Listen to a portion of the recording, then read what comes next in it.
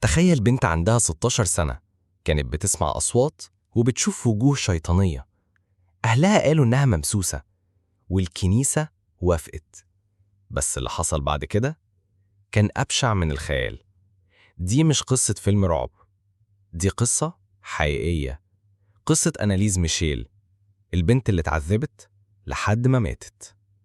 لو بتحب القصص الحقيقية اللي بتشدك وتخوفك، اضغط اشتراك دلوقتي وفعل الجرس علشان الجاي مرعب أكتر. أناليز كانت بنت ألمانية، اتولدت سنة 1952 في عيلة كاثوليكية متدينة جدا.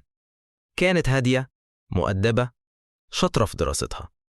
لكن وهي عندها 16 سنة بدأت تصاب بنوبات تشنج غريبة.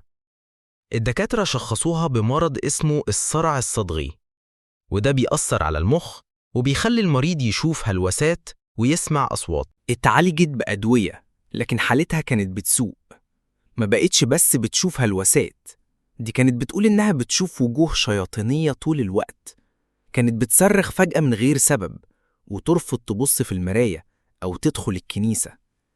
بعد فترة بدأت تقول إن في شياطين سكنت جسمها، وإنها مش قادرة تتحكم في نفسها.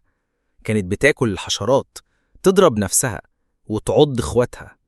كانت بتتكلم بصوت رجولي، وتقول إن جواها 6 شياطين، من ضمنهم هتلر، نيرون، ويهوذا. أهلها فقدوا الأمل في الطب وراحوا للكنيسة، وبعد محاولات كتير وافقوا يعملوا لها جلسات طرد أرواح شريرة.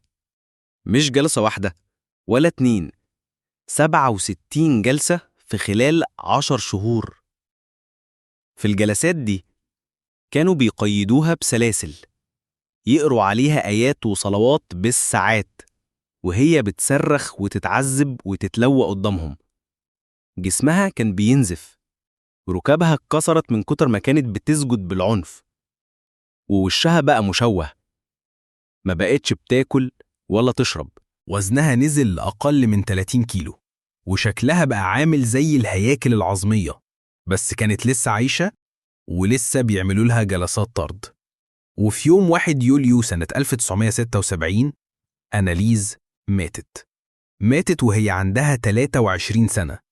السبب الرسمي سوء تغذية وجفاف شديد وفشل عضوي.